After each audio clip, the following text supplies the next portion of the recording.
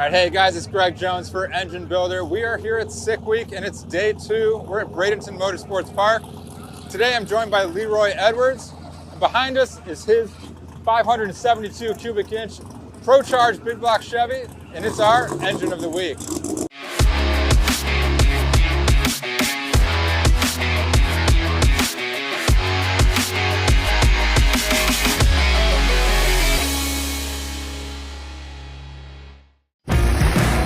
Engine Builder's Engine of the Week is sponsored by Pen Grade 1, L-Ring DOS Original, and NPW. All right, Leroy, thanks so much for giving us a little bit of time. Yeah. You know, we saw some pictures of this before Sick Week started that you'd be down here. And I knew when I saw it for the first time, I had to talk to you and understand more of what went into all of this. So if you could, tell us kind of how you started the project. What was the inspiration for it? Well, the inspiration was wanting a car with all the systems exposed. And then the drag week bug hit. And I'm thinking, like, I could do this. So I started with the frame. I made the frame from front to back and out of chrome moly. It has a NHRA legal roll cage, 10.1, and like any other funny car. Then I had to decide what engine I was going to put in it. So I went with a World Block. It has that I got from Bill Mitchell Performance. It has almost all Crowler internals. It has a Crowler crank, Crowler rods, JE pistons, Crowler rocker arms, Crowler lifters, Crowler cams. It has airflow research 385 cc intake ports on it. It's not. It looks like a crate motor, but it isn't. I fell in love with the valve covers, and I had to have them. Yeah, the orange is nice. Yeah. You can't really tell it right now, but it's actually a nitrous motor. But nitrous motors run out of air. Yeah. So that's why I added the Supercharger. The problem right now is I'm having to learn how to use the car. So we're going to work with the Supercharger first before we turn the nitrous on. Gotcha. And I left the bottles off to lower the temptation. It also has a 480E transmission in a reed case, fully electronic controls, no manual valve body.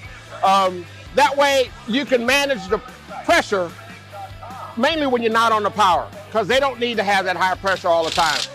And you can control the application of that power by cutting the engine power while it shifts. Wow. So you're not beating up the transmission. Okay. It also has, 480s also have a lock-up torque converter, and you can change when it locks and even how it locks. Because I'm gonna tell you, when you had it set at the 0 point, it goes bang when it locks up. So you gotta soften it. I've got a strange S60 axle housing, which is an improved Dana with 35 spline axles and no spool. The wheelbase is too long to use a spool. It wouldn't want to turn. Aeromotive, I got 2 of their pumps. I got a 3.5 I use on the street, and I got a 10 gallon per minute pump for the race system, and that's enough fuel for 5,000 horsepower on gasoline. So we're not going to run out of fuel. I designed the fuel injection system using an Edelbrock manifold that has 8 injectors, and the second set of injectors, there's also 8 on top that I actually use to cool the air coming out of the Supercharger. That's why you don't see a charge air cooler. Yeah, we're using Mother Nature for all that. It's all math and science. Leroy, this is impressive. So, what's your background that you've been able to, put this entire car together? Well, I've been a mechanic for over 50 years, and I've been a hot rodder for longer than that. 7 or 8 years old, a guy took me for a ride. I'm from St. Louis, Missouri. And a lot of the guys who worked in those plants, the Corvette plant used to be in St. Louis. They could afford to drive those cars. So a guy that my uncle knew had a triple blue one. And he took me for a ride one day. And when he took off, he was banging gears. That car was all over the place. And listen, I've been chasing that feeling ever since. And I didn't go to college because I wanted to work on cars. Now I went to tech school, and that helped. But I've been with this ever since. And I'm really a fan of the electronic controls. They allow you to do so much more. And I recommend it. I highly recommend it. And you know, in young people, we need more young people to come into the business. Yes, it's at this point, if you come in now, it's really hard. It's really hard. But if you're working with the right person, they can make it easier. But it takes 10 years to train a mechanic. You know, you can't go to a 2-year school or a 4-year school and say, I'm a mechanic. No, you're not. You don't have any experience. And you need experience. But that's why I did this. Oh, I left out one person. I was trying to get the cooling system. I decided I didn't want the radiator in front. And a couple companies turned me down. And I called up Ron Davis Radiators, and I told the receptionist, hey, I got a problem, a technical problem. She says, okay, hold on. The next person answers the phone, he goes, hello, this is Ron, how can I help you? Yeah. Really? You call up Ron Davis and you talk to him on the phone? Anyway, I sent him my sketch. Oh, I told him what I was trying to do. He says, well, we could probably do that. Just send me a sketch what you think you need. Send him a sketch. They turned it into a blueprint. It looked perfect. And so I signed it, sent it back to make them. He also had me, you see the guards around the radiators? Yeah. That's him. That's Ron Davis say I need to make those. He left me some tabs on the radiator to make those. On a normal hot day, going down the road, it runs 170, 175. Last night it was 155. And I got my oil cooler in my coolant loop. It's liquid to liquid. That's from Fluidyne. And last night, the warning light came on for the oil. It was down to 120 degrees. And so that part's working. So the car stays cool. And we ran it last night for 8 hours. I got lost for 2 hours. I know it was cold too.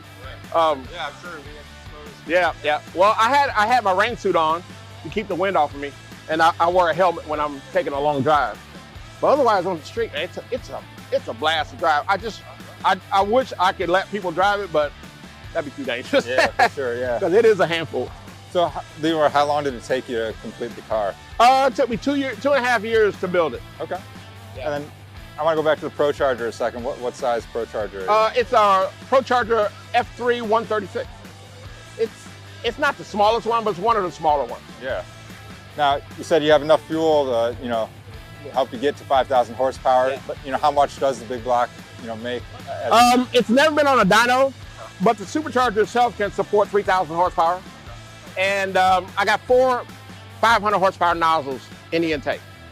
Remember, when that nitrous comes out of the nozzle as a liquid, as it goes to a gas, it hits negative 30 degrees. Yeah. So that's another cooling effect. Yep. Yeah. So it's a giant science experiment, and we're gonna see if it works. Yeah. So Leroy, you mentioned you're in the sick ward this year, and you're just kind of getting your feet wet with the drag and drive stuff. Right. So your experience in the street and how this thing handles.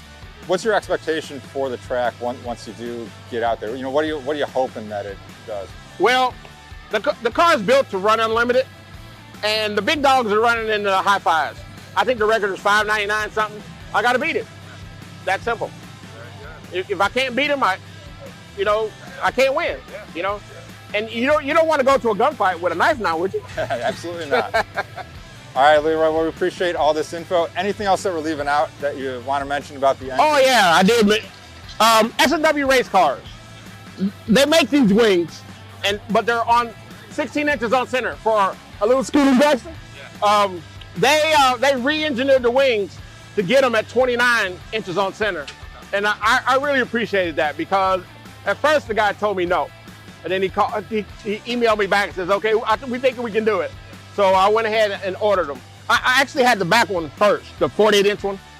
And while I was working with the mount, I sat it on the front for the car. For some reason, I go like, whoa, I gotta have that. So I called back and got a 36-inch one. Still on 29. You can see where the mounting is. They moved that for me too. So S&W race cars, thank you. Well, Leroy, we really appreciate you walking us through this build. This thing is awesome. Like I said, I'm glad you like it. I really The second I saw it, I needed to know more. So now I know more, and I appreciate it. All right. I thank y'all for having me. Absolutely. Guys, that's been this episode of Engine of the Week. If you guys aren't familiar with Leroy, you have a YouTube or social media? On YouTube as Leroy the Mechanic. All right. So make sure you're checking out Leroy the Mechanic on YouTube. And as always, make sure you're checking out enginebuildermag.com for more great engine content. Appreciate you watching, and we'll see you guys next time.